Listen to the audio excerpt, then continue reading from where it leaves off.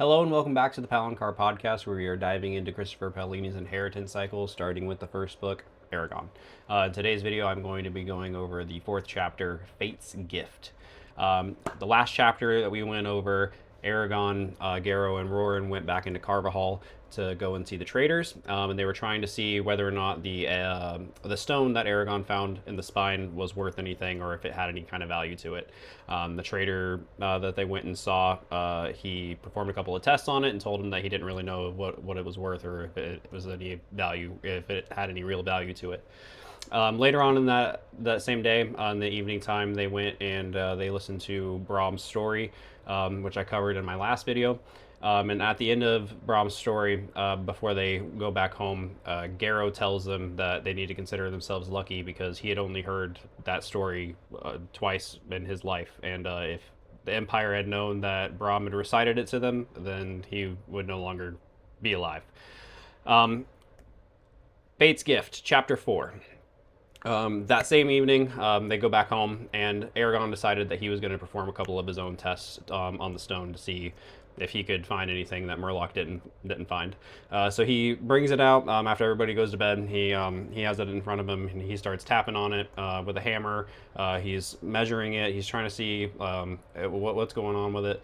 He ends up slapping it with the flat end of a knife, and it starts ringing. And in the ringing, he thinks that he hears a squeak that comes with it. And he doesn't really think anything of it. And he puts it on the shelf, and he goes to bed. Well, that night, he was abruptly awoken.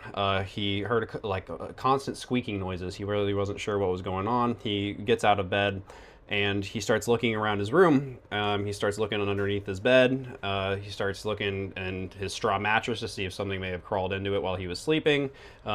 He is deciding that it can't really be anything in the walls or the floor because they're solid wood. Nothing could get into them. So he decided, whatever, I'm just going to go back to sleep.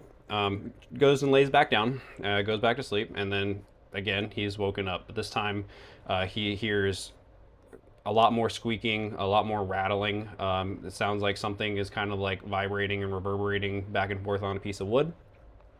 And he's looking around and he doesn't understand what it is. And as he's getting closer to the egg, he decides that he's going to pick it up and just hold on to it. And as he's holding on to it, he hears the squeak again, and he feels the reverberation from the stone into his hand. And he's like, okay, the stone is what's making this noise.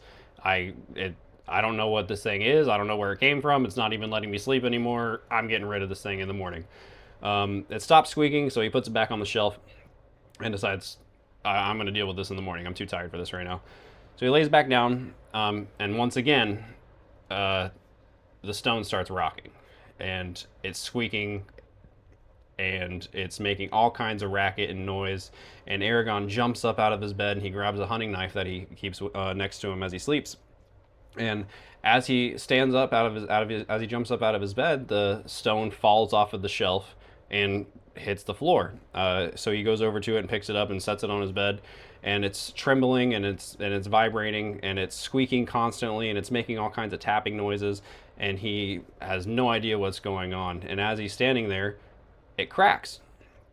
And as it cracks, more cracks start to spread on it, and he's just standing there with his hunting knife. He doesn't know what the heck is going on. And finally, a large chunk of the stone breaks off, and out from the stone pops a oddly triangularly shaped head, covered in blue scales, the same color as the stone. And Eragon realizes, oh, this isn't a stone. This is an egg. And as he's watching, the animal is coming out of the egg, and when it gets fully out, it stretches, and he sees its wings expand, and he realizes that this wasn't a stone at all. This is a dragon. And he's thinking to himself, like, what am I going to do with this thing? He doesn't understand where it came from. He doesn't know what obviously he doesn't know what to do with it. He doesn't know how to take care of it, or if he's even going to keep it. And he's thinking to himself, I'm Uncle Garrow and Roran are not going to be okay with keeping a dragon in the house. He's not really sure what he's going to do with it, but he's sitting there and he's watching it, and the dragon is sitting on his bed and it's just being bathed in moonlight, and it's licking all the membrane off of it, and he's just kind of in awe. He doesn't really understand what's happening.